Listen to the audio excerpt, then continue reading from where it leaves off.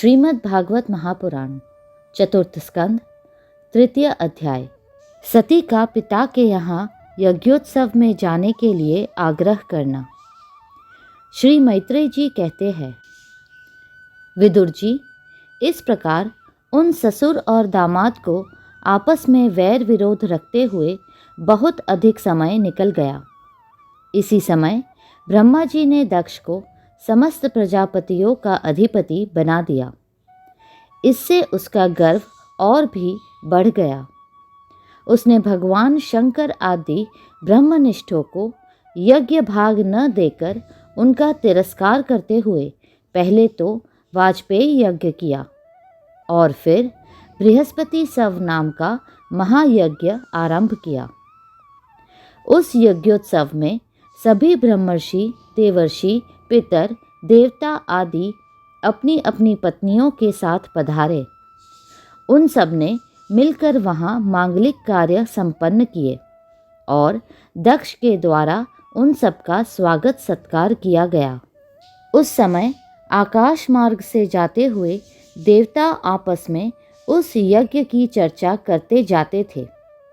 उनके मुख से दक्ष कुमारी सती ने अपने पिता के घर होने वाले यज्ञ की बात सुन ली।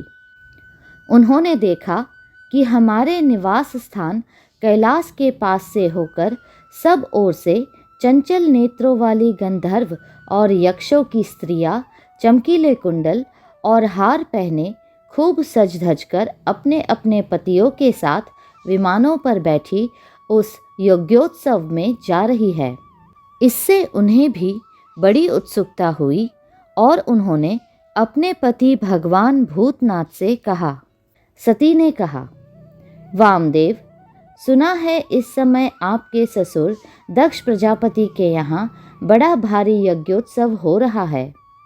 देखिए, ये सब देवता वहीं जा रहे हैं। यदि आपकी इच्छा हो तो हम भी चले।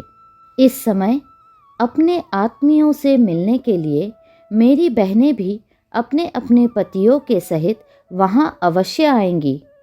मैं भी चाहती हूँ कि आपके साथ वहाँ जाकर माता पिता के दिए हुए गहने, कपड़े आदि उपहार स्वीकार करूँ। वहाँ अपने पतियों से सम्मानित बहनों, मौसियों और स्नेहार्द्र हृदया जननी को देखने के लिए मेरा मन बहुत दिनों से उत्सुक है। कल्याणमय, इसके सिवा वहाँ महर्षियों का रचा हुआ श्रेष्ठ यज्ञ भी देखने को मिलेगा। अजन्मा प्रभो, आप जगत की उत्पत्ति के हेतु है। आपकी माया से रचा हुआ यह परम आश्चर्यमय त्रिगुणात्मक जगत आप ही में भास रहा है। किंतु मैं तो स्त्री स्वभाव होने के कारण आपके तत्व से अनभिज्ञ और बहुत दीन हूँ। इसलिए इस समय अपनी जन्मभूमि देखने को बहुत उत्सुक हो रही हूँ। जन्म रहित नीलकंठ, देखिए, इनमें कितनी ही स्त्रियां तो ऐसी है जिनका दक्ष से कोई संबंध भी नहीं है, फिर भी वे अपने अपने पतियों के सहित खूब सज धज कर झुंड की झुंड वहाँ जा रही है। वहाँ जाने वाली इन देवांगनाओं के राजहंस के समान श्वेत विमानों से आकाशमंडल कैसा सुशोभित हो रहा है। सुरश्रेष्ठ, ऐसी अवस्था में अपने पिता के यहाँ उत्सव का समाचार पाकर उसकी बेटी का शरीर उसमें सम्मिलित होने के लिए क्यों न छटपटाएगा। पति, गुरु और माता पिता आदि सुहृदों के यहाँ तो बिना बुलाए भी जा सकते हैं। अतः देव, आप मुझ पर प्रसन्न हो। आपको मेरी यह इच्छा अवश्य पूर्ण करनी चाहिए। आप बड़े करुणामय हैं, तभी तो परम ज्ञानी होकर भी आपने मुझे अपने आधे अंग में स्थान दिया है। अब मेरी इस याचना पर ध्यान देकर मुझे अनुग्रहित कीजिए। श्री मैत्रेय जी कहते हैं, प्रिया सती जी के इस प्रकार प्रार्थना करने पर अपने आत्मियों का प्रिय करने वाले भगवान शंकर को दक्ष प्रजापति के उन मर्म भेदी दुर्वचन रूप बाणों का स्मरण हो आया जो उन्होंने समस्त प्रजापतियों के सामने कहे थे। तब वे हंसकर बोले।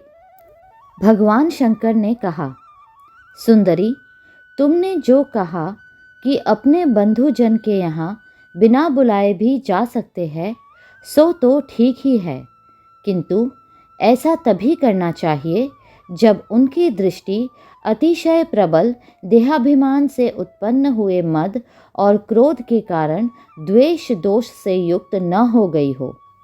विद्या, तप, धन, सुदृढ़ शरीर, युवावस्था और उच्च कुल, ये 6 सत्पुरुषों के तो गुण हैं, परंतु नीच पुरुषों में ये ही अवगुण हो जाते हैं, क्योंकि इनसे उनका अभिमान बढ़ जाता है और दृष्टि दोष युक्त हो जाती है एवं विवेक शक्ति नष्ट हो जाती है। इसी कारण वे महापुरुषों का प्रभाव नहीं देख पाते। इसी से जो अपने यहाँ आए हुए पुरुषों को कुटिल बुद्धि से भौं चढ़ाकर रोष भरी दृष्टि से देखते हैं, उन अव्यवस्थित चित्त लोगों के यहाँ ये हमारे बांधव है ऐसा समझकर कभी नहीं जाना चाहिए।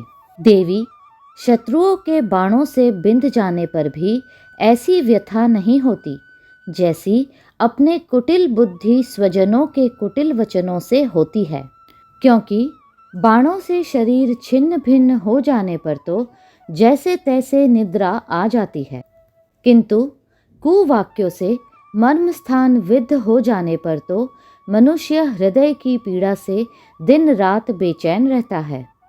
सुंदरी, अवश्य ही मैं यह जानता हूँ कि तुम परम उन्नति को प्राप्त हुए दक्ष प्रजापति को अपनी कन्याओं में सबसे अधिक प्रिय हो, तथापि मेरी आश्रिता होने के कारण तुम्हें अपने पिता से मान नहीं मिलेगा, क्योंकि वे मुझसे बहुत जलते हैं।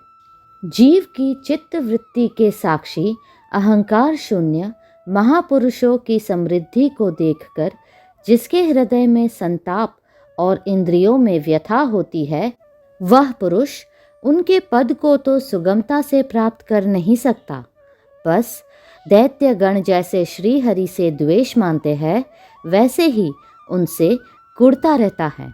सुमध्य में तुम कह सकती हो कि आपने प्रजापतियों की सभा में उनका आदर क्यों नहीं किया।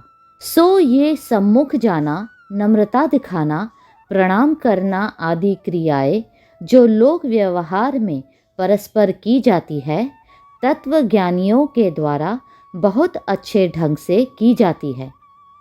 वे अंतर्यामी रूप से सबके अंतःकरणों में स्थित परम पुरुष वासुदेव को ही प्रणाम आदि करते हैं, देहाभिमानी पुरुष को नहीं करते। विशुद्ध अंतःकरण का नाम ही वासुदेव है, क्योंकि उसी में भगवान वासुदेव का अप्रोक्ष अनुभव होता है।